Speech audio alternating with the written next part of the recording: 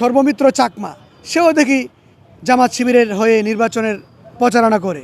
মানে ডাকসু হওয়ার আগ পর্যন্ত তারা বলেছিল যারা দলীয় রাজনীতি করে তাদেরকে যেন মানে সাধারণ শিক্ষার্থীরা প্রতিহত করে বা বয়কট করে। কিন্তু এখন আপনারা লক্ষ্য করছেন শিবিরের সাদেক কায়ুম থেকে শুরু করে যে তাদের প্যানেলে থেকে নির্বাচিত সর্বমিত্র চাকমা সেও দেখি জামাত শিবিরের হয়ে নির্বাচনের প্রচারণা করে।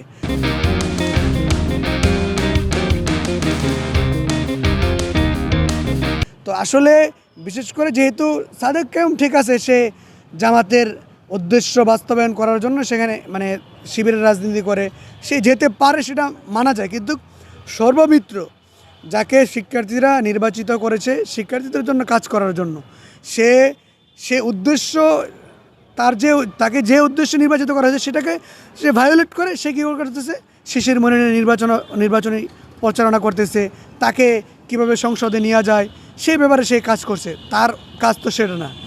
সাদেক কায়ুমের কাজও কিন্তু জামাত শিবিরকে ক্ষমতায় আনা তার কাজ না। কিন্তু আমরা কি লক্ষ্য করছি, সাদেক কায়ুম প্রতিনিয়ত শিক্ষার্থীদের সাথে কাজ না করে সে কিভাবে আপনারা দেখছেন যে জামাতকে ক্ষমতায় নিয়ে আসা যায় সে ব্যাপারে কাজ করছে। আমরা বিশেষ করে সাধারণ শিক্ষার্থীরা তাকে জামাত শিবিরকে ক্ষমতায় আনার জন্য তাকে ডাকসুর বিপি বানায় নাই, শিক্ষার্থীদের জন্য কাজ করার জন্য এবং দেশের মানুষের কাজ করার জন্য তাকে নির্বাচিত করেছে।